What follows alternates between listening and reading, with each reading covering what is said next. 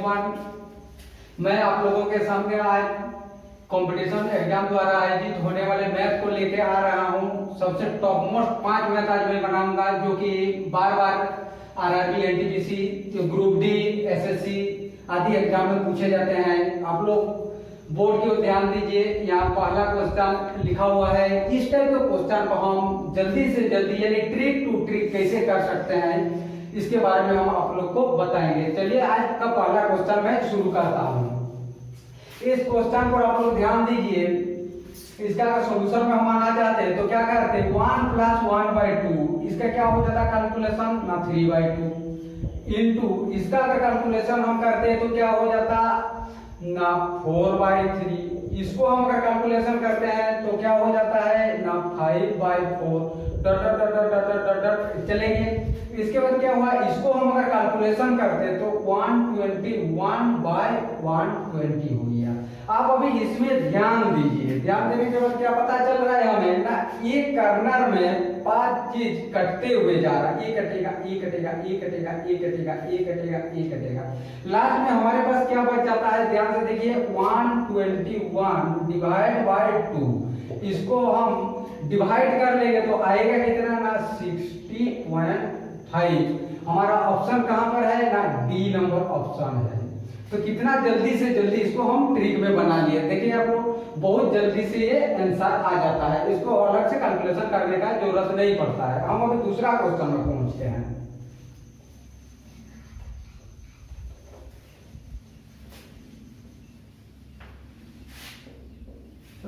Second question है 10% और 30% के समतुल्य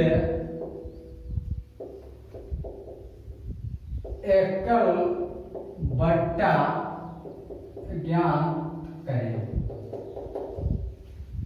आपके सामने ऑप्शन है 37%, सेकेंड ऑप्शन है 40%, नेक्स्ट ऑप्शन है 35%, फोर्थ ऑप्शन है 38%। चलिए हम इसका एक ट्रिक बताएंगे। ट्रिक से पहले हम इसको लेंथी प्रोसेस में बता देते हैं कि लेंथी प्रोसेस इसका क्या है। अगर हम नॉर्मल करना चाहते हैं इसको, सबसे पहले हमको बट्टा वाला क्वेश्चन में पता है आप लोग को, माना अंकित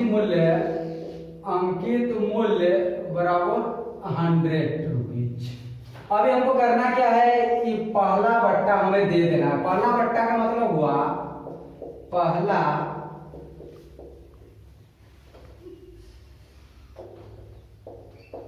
बट्टा मतलब हुआ 100 - 10 = 19 रुपीज। चलिए हम अभी दूसरा बट्टा, हमारे पास जो देय राशि हुआ ये 90 रुपीज है। ये हमारा देय राशि हो गया। अभी इस राशि से हमको करना क्या है ना, 30% फिर बट्टा देना है। यानी दूसरा बट्टा में अगर हम पूछते हैं, दूसरा बट्टा = 19 इंटू 30/100 A0 यानी 27 रुपीज। अच्छा इसको माइनस कर लेते हैं। इसका देय राशि क्या आता है, देय राशि = 90 - 37। इसका हो गया 3 और 43 हो गया। ये हो गया। अभी हम देखेंगे कि एकल बट्टा क्या निकलता है। एकल बट्टा = 100 - 43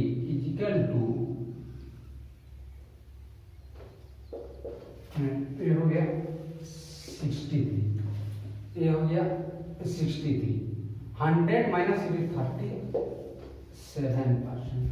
चलिए ये जो हुआ ये हमारा लेंथी प्रोसेस हुआ। इसको हम ट्रिक में करके दिखाते हैं कि जल्दी से जल्दी हम इसे ट्रिक में कैसे कर सकते हैं। ट्रिक का फॉर्मूला थोड़ा आप लोग ख्याल रखिएगा, R1 + R2 - R1 R2 / 100।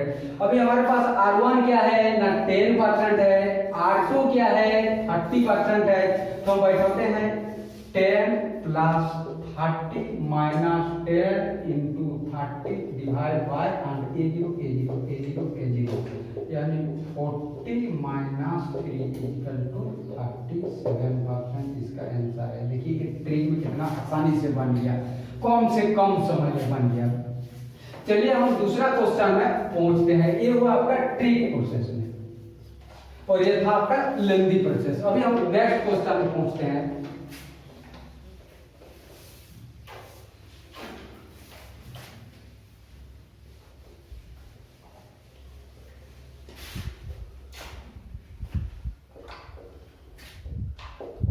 दो संख्या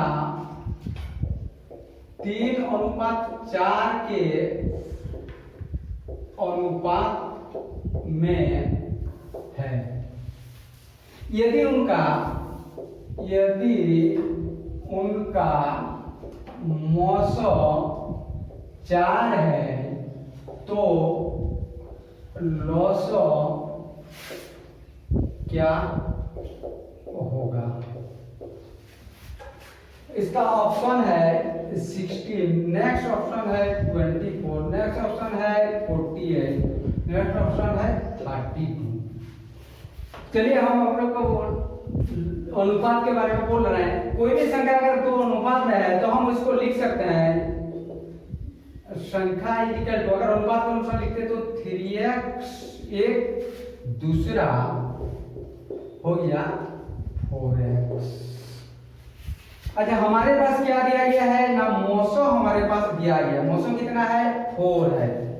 यानी कोई भी संख्या हम देखते हैं, दो संख्या या दो से ज्यादा संख्या, उसका जो मौसो होता है संख्या के साथ मल्टीप्लाई रहता है यानी गुना होकर रहता है। इसमें हम देखेंगे कि इसके साथ क्या गुना है ना, x है, 3 के साथ x है, 4 के साथ x है। यानी इससे हम क्लियर हो गए x जो था वो कॉमन चीज था, यानी x इक्वल टू क्या हुआ 4 हुआ, जो कि इसका मौसो था। यानी फाइनली हमारे पास जो संख्या आएगा, पहला संख्या क्या आएगा, पहला संख्या बराबर 4 × 3 12 आएगा। अच्छा दूसरा संख्या क्या आएगा, दूसरा संख्या आएगा 4 × 4 अभी हमारे पास फाइनली रूप से दो संख्या आ चुका है। पहला संख्या 12 आया है, दूसरा संख्या 16 आया है। अभी आप दोनों संख्या का लौसो निकाल सकते हैं। किसका लौसो ना, 12 का और 16 का लौसो कितना होगा ना 48। बनाना चाहते तो कैसे ट्रिक में बना सकते थे ना, जो संख्या था अनुपात में कितना था 4। अभी हमको क्या दिया गया है मौसो, मौसो कितना है 4। अभी हम देखें मौसो इसके साथ मल्टीप्लाई रहता था, यानी इसके साथ मल्टीप्लाई किए तो आया 12, इसके साथ मल्टीप्लाई आता है 16। ये हमारा फाइनली नंबर निकल गया।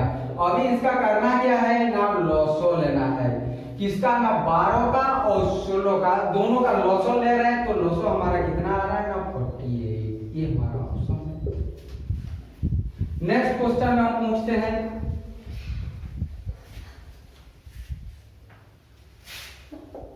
छत्तीस पुस्तक का क्रय मूल्य 30 पुस्तक के विक्रय मूल्य के साथ बराबर है, तो प्रतिशत लाभ क्या है? Option number 1 18%, option number 2 20%, option number 3 25%, option number 4 25%। अभी देखिए इसको कैसे हम सॉल्व करेंगे ना। इसका जो यहाँ लिखा था 36 पुस्तक का क्रय मूल्य 30 पुस्तक के विक्रय मूल्य के साथ बराबर है।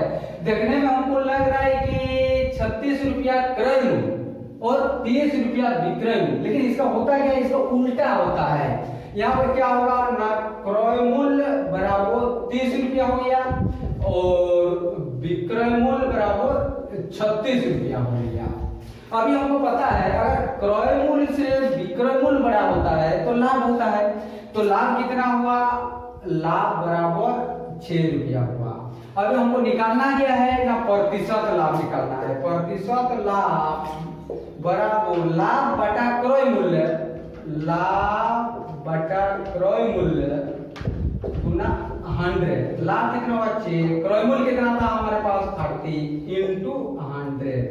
ये 0 ये जगह 3 2 में 4 कितना हुआ ना 20 पर। ये हमारा ऑप्शन कौन सा है ना, सेकंड बीट का ये ऑप्शन हो गया। चलिए हम उसके बाद नेक्स्ट क्वेश्चन में पहुंचते हैं।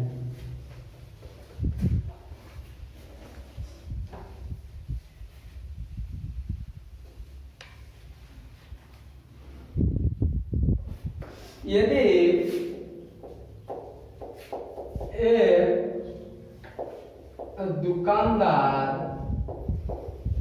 किसी वस्तु का विक्रय मूल्य 400 रुपया से घटाकर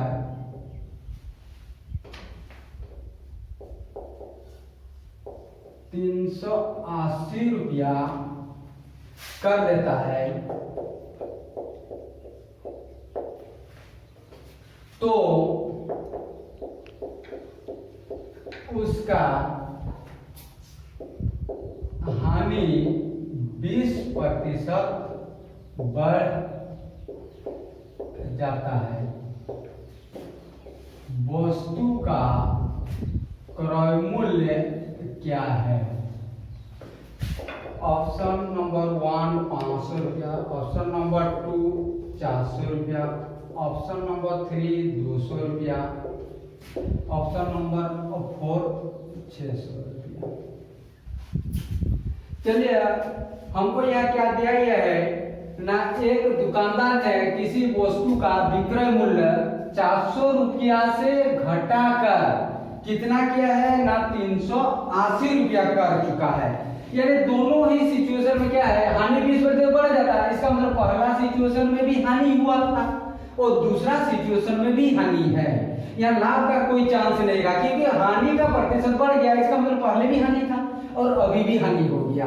इसलिए हमको क्या करते हैं, हानि का सिचुएशन कब आता है, हानि का सिचुएशन, हानि बराबर क्या होता है, हानि बराबर क्रय मूल्य माइनस विक्रय मूल्य होता है, ये हमें पता है।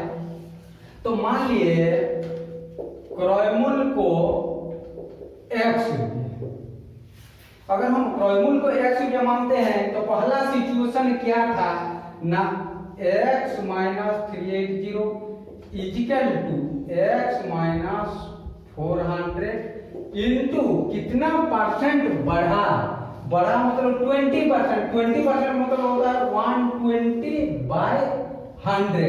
अगर बोलता है कि घट गया तो हम इससे घटा देते, 100 से घटा के लिखते। लेकिन यहाँ क्या था ना 20% बढ़ा था तो हम उसको 120 लिखे, 120/100। 100 लिखने का मतलब हमारा परसेंटेज आंसर दिया था। तो हम क्या करेंगे, इसको जीरो काटे, 2 5 मतलब 2 6 में 5 इधर आके मल्टीप्लाई हुआ, 6 इसके साथ मल्टीप्लाई हुआ, फाइनल में x इक्वल टू 500 रुपये इसका कैलकुलेशन वैल्यू आया। ये हमारा ऑप्शन कौन सा है ना, पहला ऑप्शन है। ये 500 रुपया जो हुआ हमारा क्रय मूल्य था इस वस्तु का। चलिए हम अभी दूसरा क्वेश्चन में पहुंचते हैं।